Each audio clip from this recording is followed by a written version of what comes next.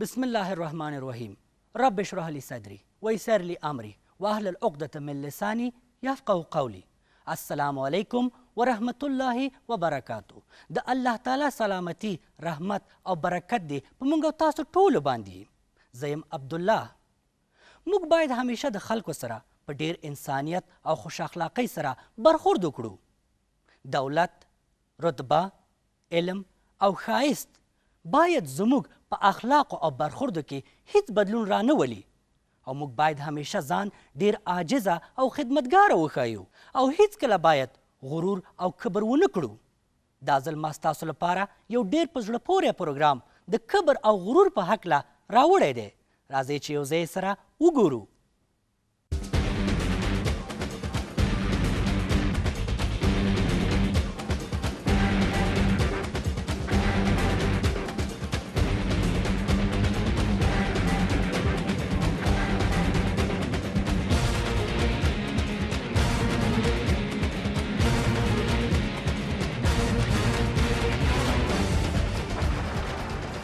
غرور شیطانی عمل.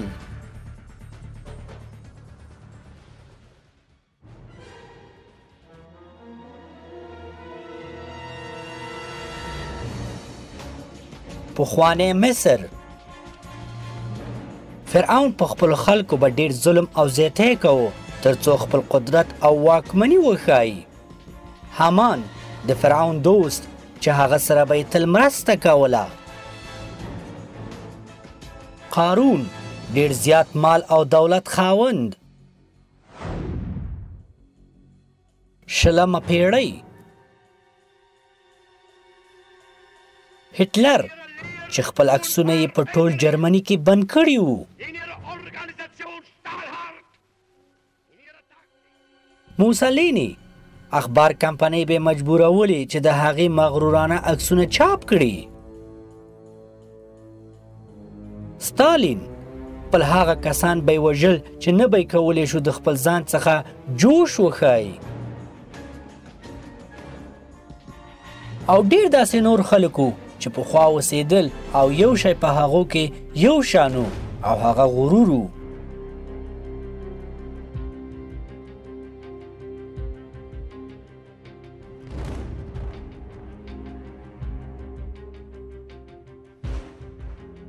د تاریخ په اوږدو کې داسې مغرورو خلکو د ځان سره سره په میلیونونو نور انسانان مشکلاتو ته کش کړي دي. اوس هم ډېر خلک د غرور په تیاره کې ډوب دي. د دې تیارې اوسیدونکي په بې عدالتۍ سره ژوند کوي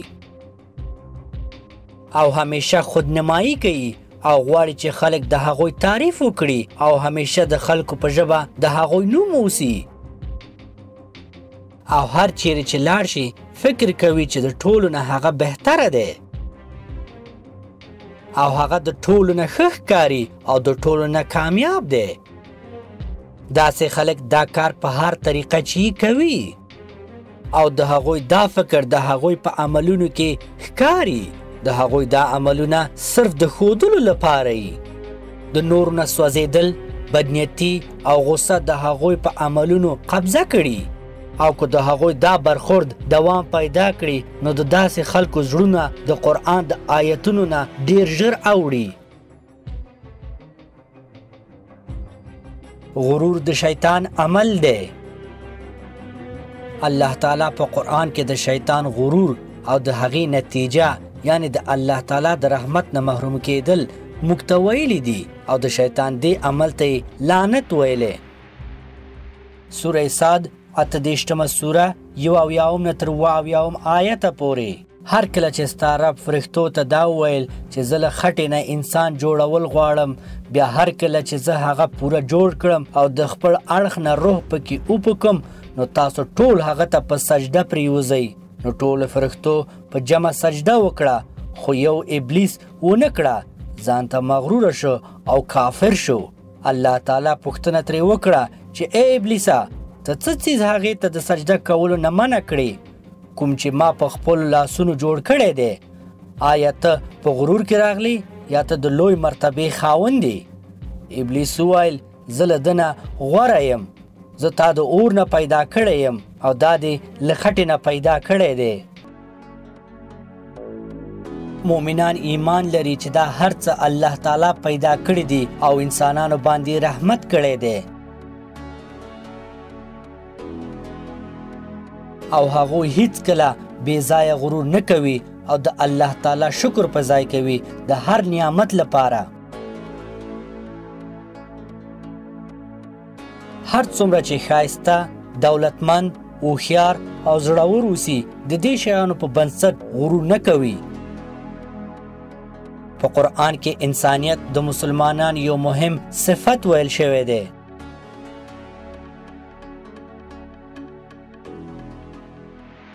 سوره الفرقان 25مه سوره 33م آیت. او د الله تعالی رښتینی بندگان خو هغه دي چې په عاجزۍ سره په ځمکه ګرځي او چې جاهلان ورسره خبرې کوي نو ورته وایي چې زما سلام دی.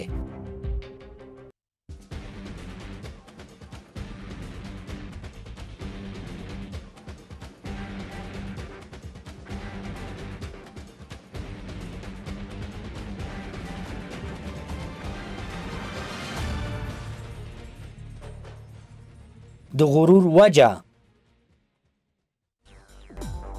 قدرت، دولت، حیثیت، عزت، شهرت، علم، ښایست او ځواني. دا شیان هغه انسانان مغروروي چې د مذهبي تعلیم او تربیه نه وړاندې. داسې خلک چې خوري، کوم موټر چې چلوي، په کوم کور کې چې اوسیږي او د هغوی د کور سامان ټول خلکو ته د ښودلو لپاره یي. یو شی چې دې خلکو هیر کړی هغه دا چې دا هر څه موقتي دي. هیڅ څوک د همیشه لپاره ژوندی نشي پاتې کېدلی.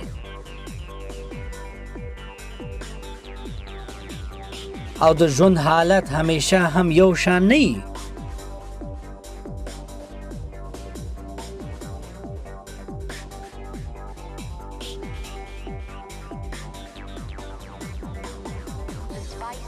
خو یا به 80 کاله یا به 80 کاله او چې ډیر زیات شي نو 100 کاله او هیڅ دولتمند سړی او یا ډیره ښایسته ښځه د دې نه ډیر ژوند نشي کولی.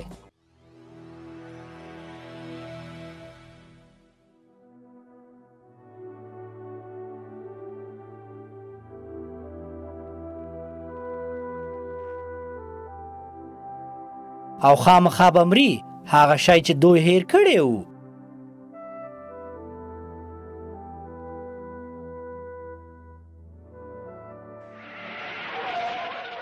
او هیڅ څوک د دې ضمانت نشي کولی چې هغوی به خپل دولت او ښایست د لاسه نه ورکوي کله چې په دې دنیا کې. صرف په څو ثانیو کې امکان لري هغوی خپل هر څه، دولت، ښایست، عزت، ازادي د لاسه ورکړي. هغه څوک چې په خپل مال، دولت، ښایست، علم، شهرت غرور کوي کېدای شي په یو مرض باندې اخته شي د یو میکروب په واسطه چې په سترګو هم نه ښکاري او داسې بېوسه شي چې هیڅ کار هم ونه کړی شي. د دې له پاسه چې ډیر دولت او مال هم لري. د نړۍ ښایسته ترین خلک د هرې ورځې په تېرېدو سره زړیږي او ډیر ژر به هیڅ اثر د هغه ښایستهوالي پاتې نشي او امکان لري چې دومره بدرنګ شي چې د ګټو هم نه وي.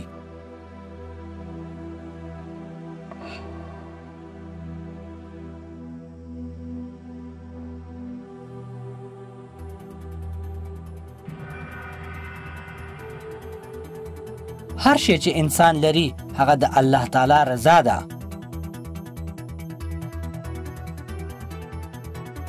الله تعالی دی چې انسان ته ښایست او دولت ورکوي.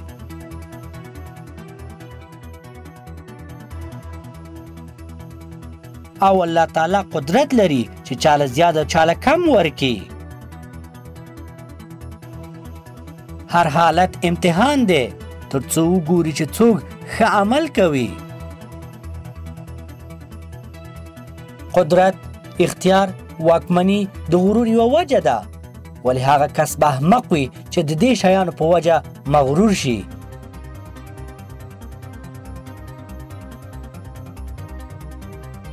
تاریخ شاهد دی د داسې خلکو چې جګې وظیفې درلودلې او اختیارمنو ولې هر څه یو ځلې د لاسه ورکړل.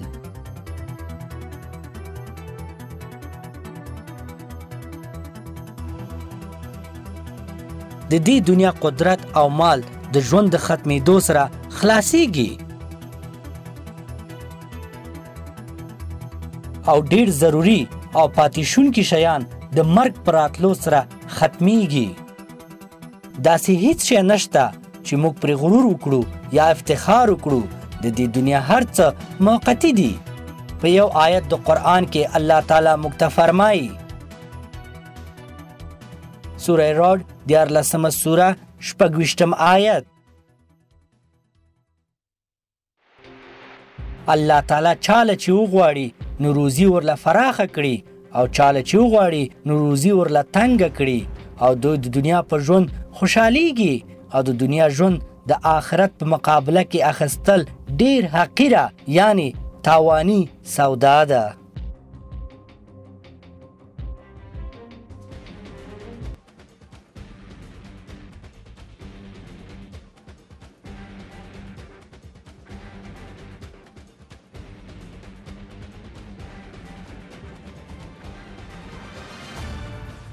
د غرور اثر پر روح باندې.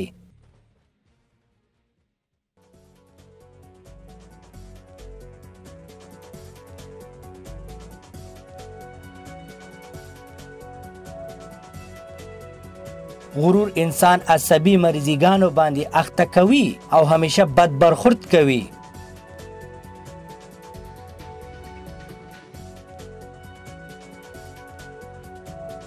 هغه خلک چې په دې ډول غرور کوي په یوه تیاره دنیا کې ژوند کوي.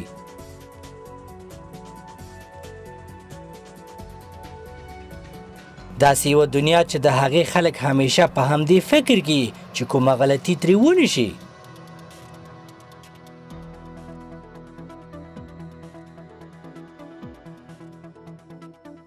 یا چاته کم را نشي او همیشه په قهر، په غصه، په شک او بې صبره یي. دا شیان انسان په روحي او فزیکي ډول نارامه کوي او د هغوی په صحت باندې هم بد اثر کوي.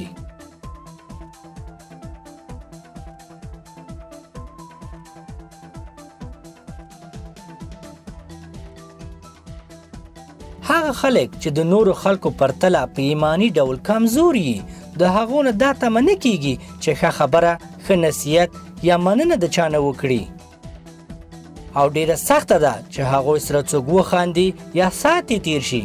سمدستي په غوسه کېدل د دې خلکو عادت وي. مغروره خلک خپل هر عمل کې داسې ظاهروي چې هغوی ډیر هوښیار دي او په هر څه پوهیږي، نو ځکه همیشه ویریږي چې کومه غلطي ترې ونه شي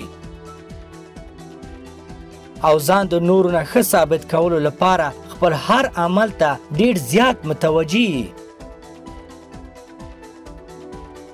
د مثال په ډول کله چې کوم میټینګ، جرګې یا دعوت ته لاړ شي نو کوښښ کوي د ټول نه په زړه پورې خبرې وکړي او بهترینې جامې واغوندي او د خلکو ټوله توجه هغې ته وي.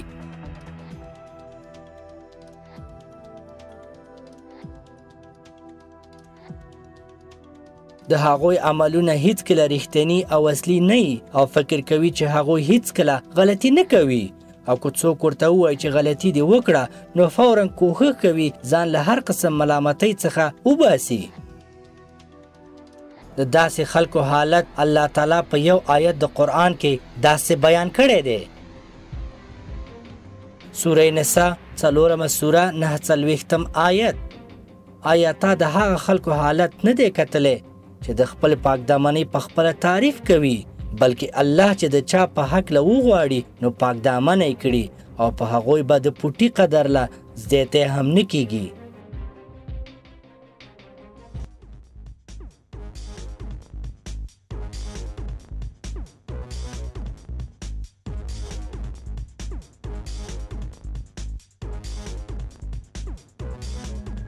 د مغرورو خلکو د خپل ځان په اړوند هیڅ ډول شکایت نه خوښیږي او کله چې د خپل ځان په اړوند شکایت واوري نو د څیرې رنګ او عکس العملونه بدلیږي.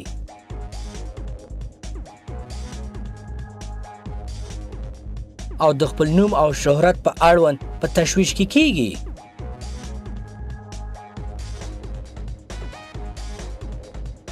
او د بل د تاوان پروا هم نه کوي او فکر کوي چې د هغوی په اړوند شکایت د هغوی بې عزتي ده.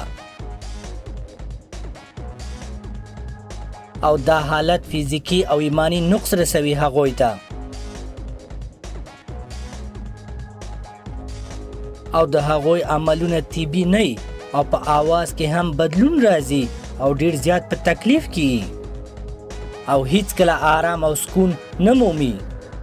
مغرور خلک همیشه زیاتې کوي په خپلو خبرو کې، ناسته کې، پاڅېدو کې، ګرځېدو کې او په ګټو کې. او د هغوی غرور د هغو په ګرځېدو کې معلومیږي. الله تعالی په قرآن کې فرمایلی چې غرور ناکامي ده.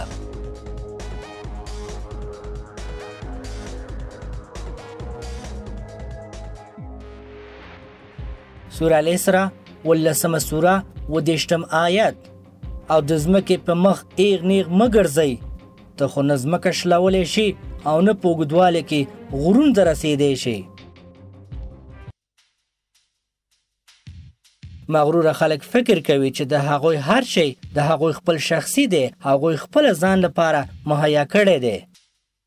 د مثال په ډول کومه هوښیاري او فکر کولو قدرت چې هغوی لري، فکر کوي چې دا زموږ د لیاقت په وجه دی، ولې دا نه وایي چې دا د الله تعالی یو رحمت دی په موږ باندې او موږ باید د الله تعالی شکر ادا کړو. او کوم لیاقت او هوښیاري چې الله تعالی ورکړې ده په هغې باندې خپلو دوستانو په منځ کې ځانونه ښایي او نورو ته په سپک نظر ګوري.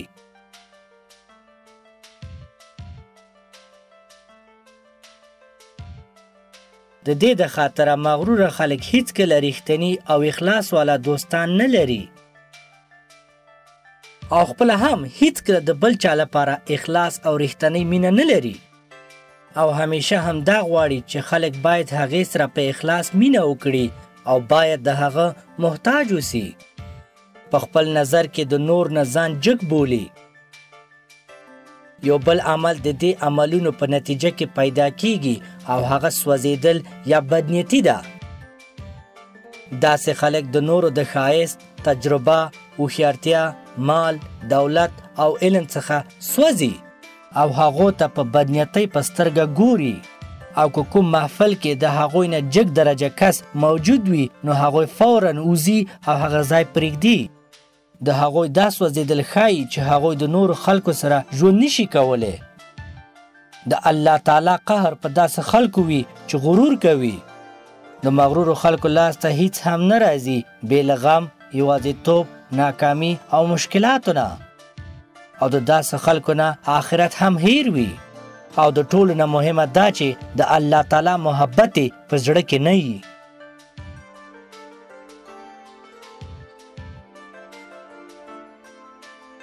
الله تعالی د قرآن په یو آیت کې فرمایي چې هغه مغرورو خلکو سره مینه نه کوي.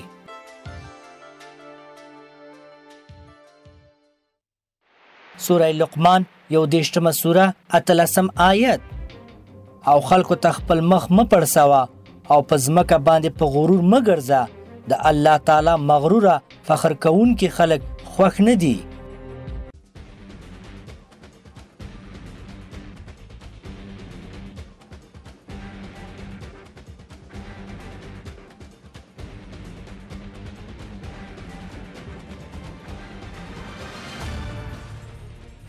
د غرور منفي اثرات د انسان په بدن.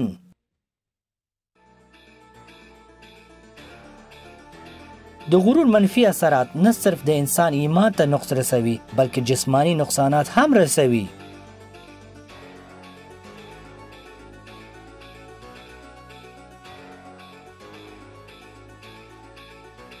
هغوی همیشه په همدې تشویش کې چې کومه غلطي ترې ونه شي او څوک یې ملامته نه کړي او دا خپله یو ډېر غټ مرض دی.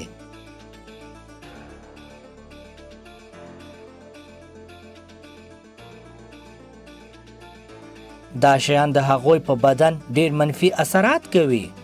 د مثال په ډول د هغوی ویښتان ضعیفه کیږي او وځي او د هغوی پوستکی هم کلکیږي او خپل نرمیت او ښکلا د لاسه ورکوي او زوړ ښکاري. او د هغوی سترګې هم د خپل عادي حالت نه وځي او ناارامي د هغوی په څیره کې ښکاري، ځکه چې یو ډول زیړوالی د هغوی په څیره کې راځي او نشي کولی په صحیح ډول آزادانه خبرې وکړي او رښتیا ویل ورته سختیږي. او د دې ټولو شیانو د یو ځای کېدو نه ډېرې سختې مریضیګانې پیدا کېدی شي او ډاکټران وایي چې تشویش ډېرې مریضیګانې پیدا کوي.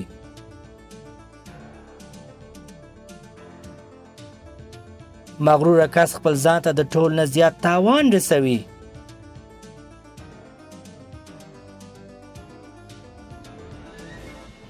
په بل لاس کې مؤمنان ډېر آرام او خوشحاله ژوند کوي، ځکه چې هغوی په الله تعالی باندې توکل کوي او ایمان لري په قسمت باندې. بېشکه چې د عمر نښانیانې د هغوی په څیره باندې هم راځي، ولې د تشویش له خاطره نه او نه د غرور د لاسه.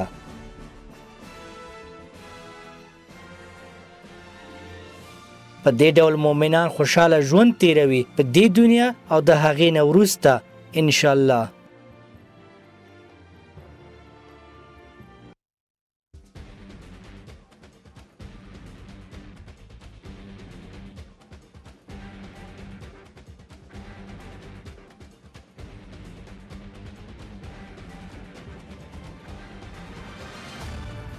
هغه مغروره خلک چې په قرآن کې یاد شوي دي.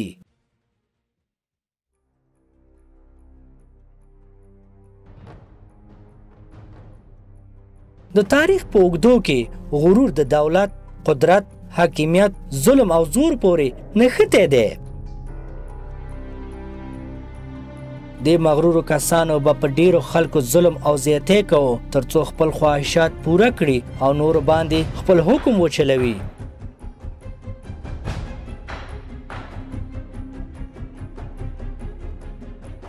او دومره مغروره وو چې د الله تعالی او د هغه د پیغمبر په خلاف به عملونه کول او ځان نه به معبود جوړوه او خلک به مجبوره کول چې هغې ته سجده وکړي.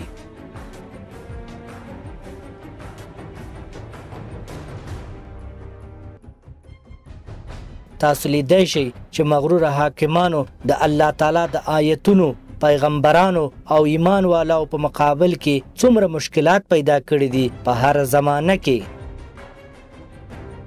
الله تعالی دې مغرورو کفارو په اړوند فرمایي.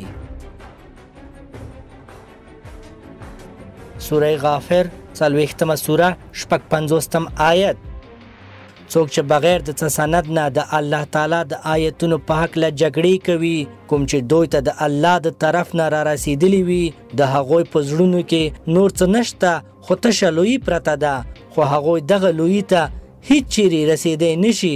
نو ته د الله پناه غواړه، هغه هر څه اوري، هر څه ویني، ګوري.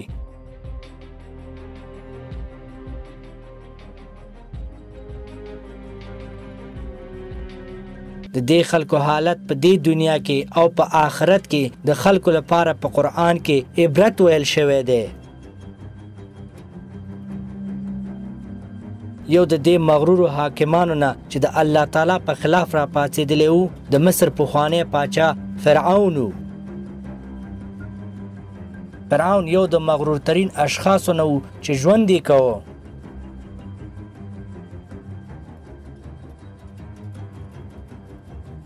په خپل غرور کې هغې ځان ته معبود ویلې، بېشکه چې الله تعالی ډېر عظیم دی.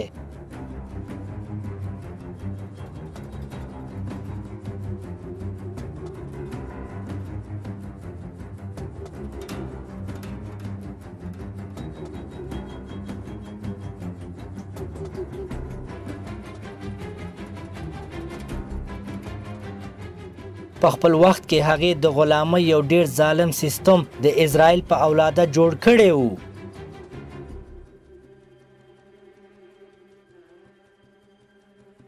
او هغې په ظلم او زور باندې په خلکو دا منلې وه چې هغه د مصر او نیل د سیند معبود دی.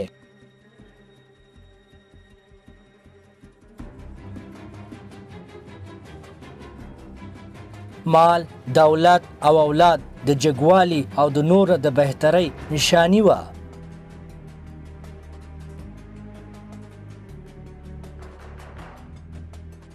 او دا په هر ځای کې د مصر ښکاره کېدله، د دفترونو تر شخصي ژوند پورې.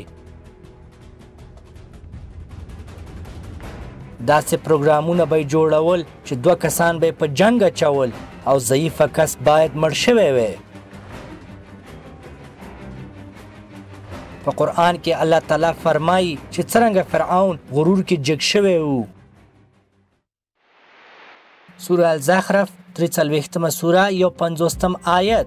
او فرعون په خپل قوم کې اعلان وکړ او دا یې وویل چې ای زما قومه، آیا د مصر سلطنت زما نه دی او دا ټول نهرونه چې زما د پښو لاندې بهیږي، نو آیا تاسو نه وینئ؟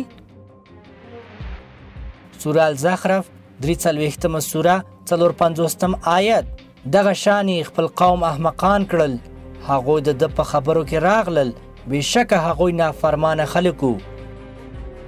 فرعون او د هغه نږدې خلک دومره په غرور کې ډوب وو چې الله تعالی او د هغه پیغمبران یې ونه پیژندل.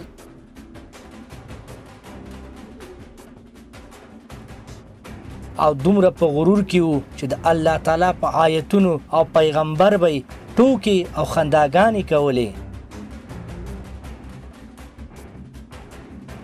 او په آخر کې فرعون او د هغه خلک د ماتې، شرم او عذاب سره مخامخ شول.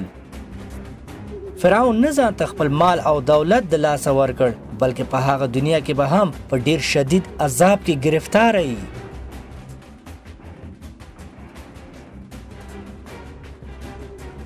فرعون زموږ ټولو لپاره یو عبرت دی او دا الله تعالی موږ ته په قرآن کې فرمایلی. سوره هود 11 سوره 99 آیت پورې. فرعون او د هغه سردارانو ته، خو هغوی د فرعون په حکم روانو او د فرعون حکم بالکل درست نه و. د قیامت په ورځ به د خپل قوم وړاندې روان وي، دوزخ ته به یې ورکوز کړي او هغه ډیر خراب ځای دی د کوزېدو. او په دې دنیا کې هم ورپسې لعنتونه دي او د قیامت په ورځ به هم وي. دغه بدله د لعنتونو ډیره خرابه ده.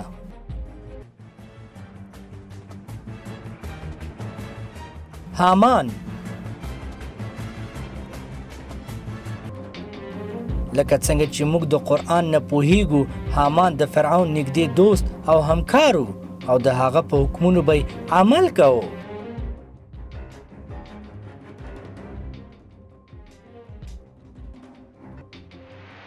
سوره عنکبوت 9 سوره 9 تر 40 آیت پورې. او قارون او فرعون او حامان مو هم هلاک کړل او هغوی ته موسی څرګند نښې ورسولې، خو هغوی سرکشي کوله او هغوی زموږ د نیوکې نه ونه تښتېدلی شو. نو موږ ټول د هغو د ګناهونو په وجه ونیول. نو ځینو باندې خو موږ کاڼي وورول او څوک یوې چغې راونیول او څه داسې وو چې موږ هغوی په ځمکه ورننه ویستل او څه خلق موږ غرق کړل. او الله تعالی په هغوی ظلم نه دی کړی، بلکې هغوی په خپله په خپل ځانونو ظلم کولو.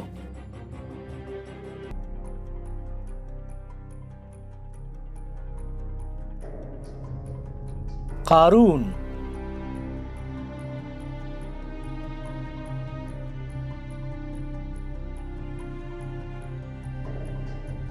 هغه مغروره کسو چې د فرعون سره د موسی علیه السلام په خلاف جنگ کې برخه اخیستله. د قارون د غرور وجه د هغې مالو، د هغې مال او درجه په خلکو کې د هغې سر ګرځولی و او هغې غرور کوه. هغې فکر کوه دا مال چې زه لرم د هغې وجه زما لیاقت او کوښښ او ځینې نور صفتونه دي.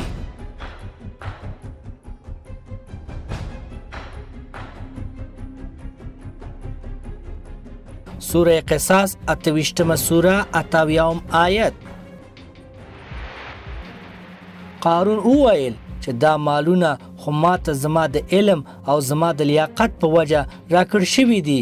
آیا هغه په دې پوهه نشو چې الله تعالی د هغې نه وړاندې داسې ډیر امتونه تباه کړي دي چې د هغه نه په زور کې زیاتو او ملګري ډیر زیاتو او له مجرمانو نه د ګناهونو په هکله پوښتنې ته هیڅ حاجت نه وي.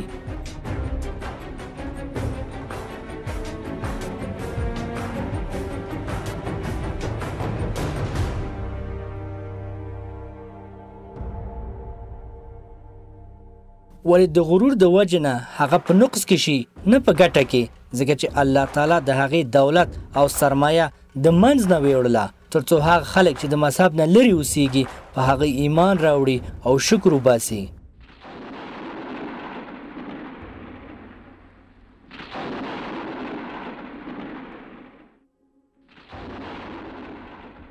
سوره قصاص 28مه سوره 81 او 82 آیت کې نو موږ قارون او د هغه ماڼۍ دواړه په ځمکه کې ننویستل، نو بیا داسې یو ټولی نه و چې د الله تعالی په مقابله کې د دې مرسته کړي، او نو هغه په خپله خپل ځان وساتلی شو، او کوم خلکو چې پرونه پورې د هغه په شان د جوړېدو ارمان و ویل چې رښتیا ده چې هم الله تعالی په خپلو بندگانو د چا په حق له غواړي نو روزي ورله فراخه کوي او چا لپاره چې غواړي کموي. کو چیرې په موږ باندې د الله تعالی احسان نه وای نو موږ به یې هم په ځمکه ورخښ کړی وی. رښتیا ده چې کافران نه کامیابیږي.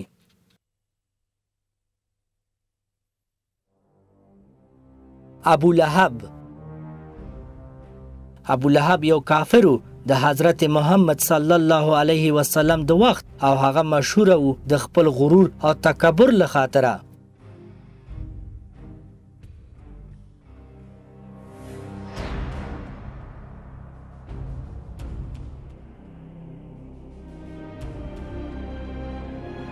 الله تعالی په قرآن کې فرمایلی چې هغه او د هغې ښځه به په دوزخ کې سوځي او ډیر به خجالته او بې عزته کیږي په هغه جزاونو چې دوزخ کې به ورکول کیږي.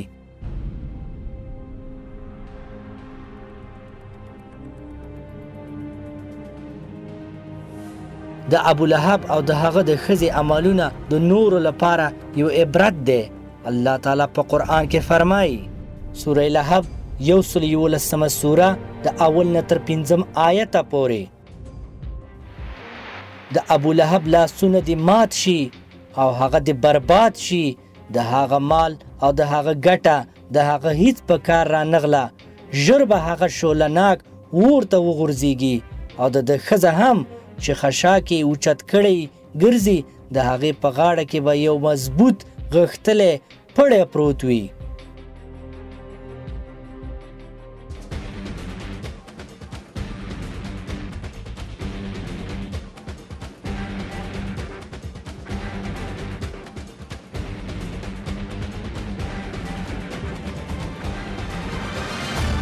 هغه امپراتوران چې ګوښه شوي د غرور په وجه.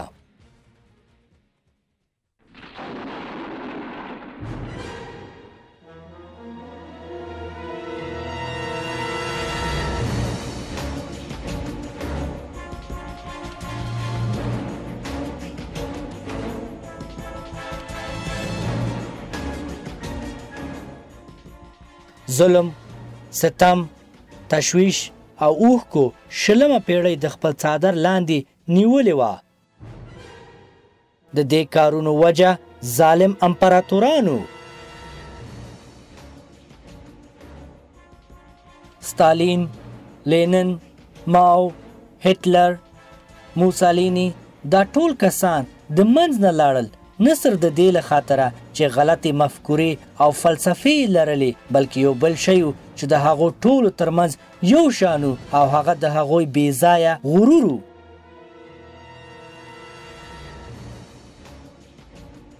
هر یو د دوی نه یو مثال دی د غرور، داسې غرور چې ظلم او ستم پکې اوج ته رسېدلی و.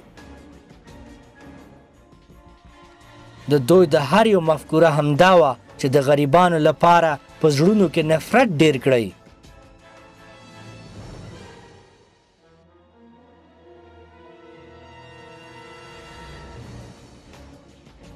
او پیسه‌داران حمایه کړی.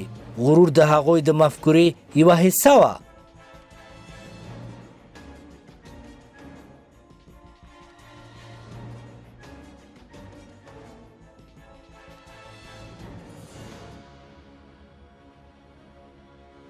یو د هغو نه د جرمني امپراتور هټلر و. هغې ځان د یو هیرو په شان ښوده او حکم یې ورکړ چې په ټول مملکت کې دې د هغې عکسونه په هر ځای کې بند شي.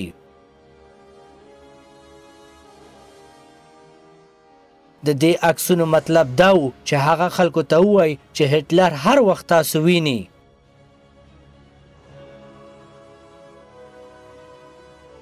د هټلر غرور هغه یو بې ځایه خبرې ته اړ کړ او هغه دا چې د آریان نسل د نورو ټولو نسلونو نه بهتره دی.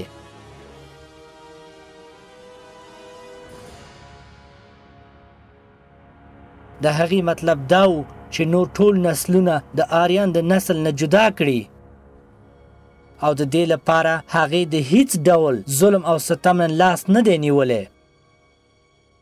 د هټلر د دې غرور او نفرت په وجه په میلیونونو خلک مړه شو او په میلیونونو بېکوره شو.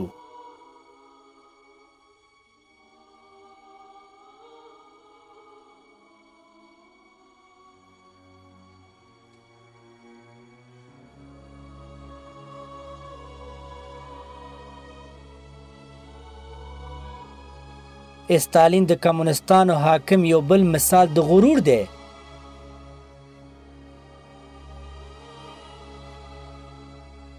هغه کسان چې د استالین په خوا کې به موجودو یو ځای به ودرېدل او ویل به چې استالین څومره نابغه دی، ځکه چې کوچا غوښتل چې د استالین په خوا کې پاتې شي نو باید دروغ ووایي او د استالین بې ځایه صفتونه باید وکړي. استالین ډیر هوښیار خلک د حکومت څخه ګوښه کړل ځکه چې ویرېده چې هغوی به د هغه ځای ونیسي. استالین به د کمونیست ګوند په جلسه کې هرې ډلې د خلکو ته جدا جدا کتل او هغوی به په خپل وار چرچکې کولې او هیڅ چا نه غوښتل چې اول کس یې چې چرچکې بندې کړي ځکه چې استالین څو کسان د خپل ګوند څخه د دې لپاره وژلي وو چې هغوی د خپل ځان څخه په پوره ډول جوش او خروش نه وو ښودلی او زر یې چرچکې بندې کړې وې.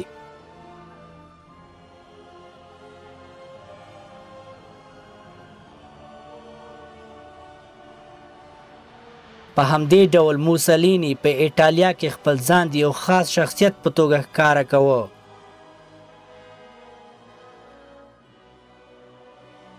او داسې ښوده چې هغه د خاصو کارونو لپاره جوړ شوی دی د خاصو لیاقتو سره او د هغه د ګوند غړو به اخبار ایجنسیانو ته ویل چې د هغه کوم عکس په کومه پاڼه کې په کوم سایز باید چاپ شي. په دې اخبارونو کې به موسولیني یو داسې شخص معرفي کېده چې هغه همیشه بهترین حل لټولی شي او هغه یو هیرو دی. د اخبار پاڼې به د موسولیني د عکسونو نه ډکې وي. کله به یې طیاره چلوله، کله به یې لامبو وهله او کله به یې سیکي کوله.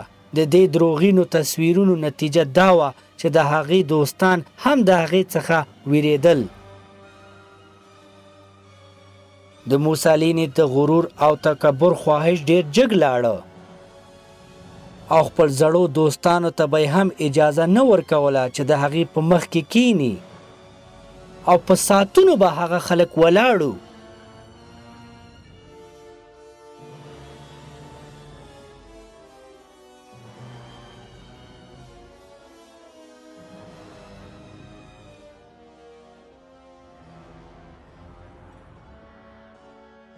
داسې مغروره خلک په هر دوره کې موجود او خپل ځان به یې ښوده ولې د دې خلکو انعام د دې کار لپاره چې الله تعالی یې هیر کړی و په هغه دنیا کې به یو ډیر سخت عذاب وي.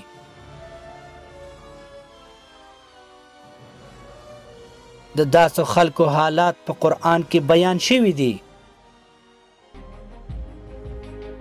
سوره مومن 40مه سوره 15 او 16 آیت کې دا اوس د هغې خبرې بدله ده چې تاسو به په دنیا کې برناقه خوشحالي کولی او دا د هغې بدله ده چې تاسو به ځان ته غرور کوو. اوس د جهنم په دروازو ورننوځئ، تل به پکې پراته د مغرورو خلکو ځای ډېر خراب وي.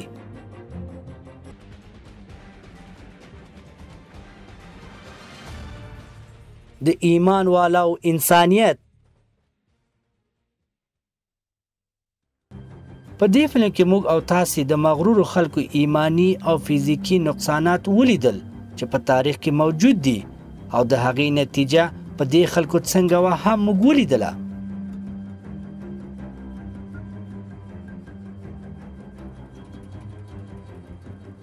د دې وجه دا وه چې دې خلکو هیر کړی و چې هغوی څومره ناتوانه او بې بسه دي د الله تعالی د قدرت په مقابل کې.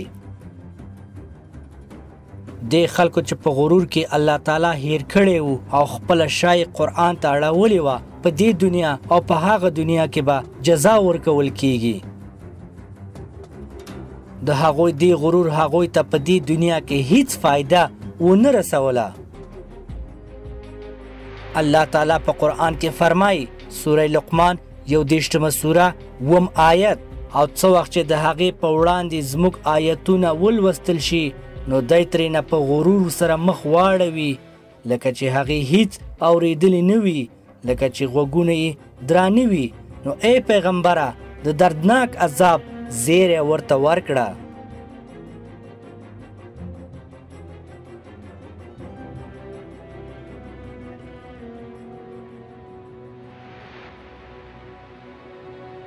ولی ایمان والا خلک داسې نه د الله تعالی عبادت کوي او د مسلمانانو په مخ کې په انسانیت سره برخورد کوي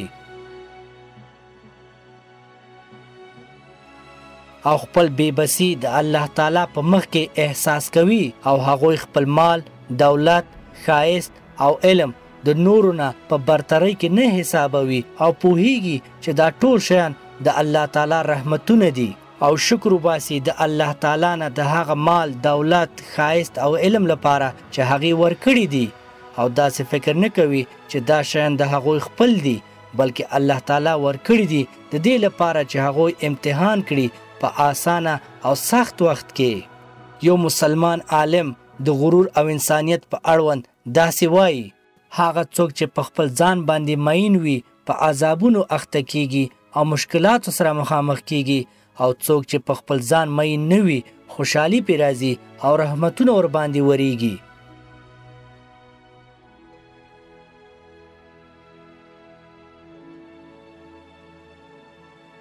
حضرت یوسف علیه السلام بهترین مثال دی. الله تعالی هغې ته عزت، قدرت او علم ورکړه او هغه پوهېده چې دا د الله تعالی له طرفه دي نو ځکه به یې همیشه د الله تعالی شکر ادا کوه. د حضرت یوسف علیه السلام انسانیت او سادگی د ټول مسلمانانو لپاره یو سبق او نمونه ده. الله تعالی په قرآن کې فرمایي سوره یوسف 12 سوره 101 آیت کې ای زما ربه تا ماله حکومت هم راکړو او د خوبونو د تعبیر علم در راکړو. ای د آسمانونو او د ځمکې خالقه په دنیا او په آخرت دواړو کې زما کارساز یې. ما د دنیا نه د فرمانبردارۍ په حالت کې اوچت کړي او ما د نیکانو په ټولي کې شامل کړي. هغه مسلمانان چې د غرور څخه ځان وړاندې کوي په هغو باندې د الله تعالی رحمت دی.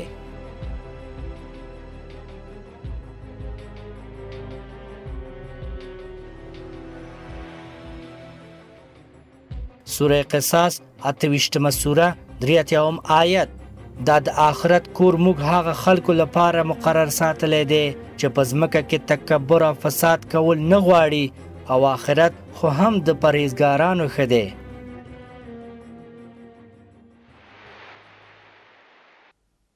د کبر کاسه تل نسکوره وي او موږ باید د دې کبیره ګناهونو څخه ځان وژغورو او د دې فتنې څخه باید ځان لرې وساتو، د هغه فتنې څخه چې موږ دوزخ ته کش کوي. زموږ دا پروګرام همدلته پای ته رسیږي. زه به یو ځل بیا د یو بل په زړه پورې پروګرام سره ستاسو مخې ته حاضر شم انشاءالله. ولې په یاد ولرئ والعصر ان الانسان لفی خسر الا الذین آمنوا وعملوا الصالحات وتواصوا بالحق وتواصوا بالصبر. السلام علیکم ورحمة الله وبرکاته.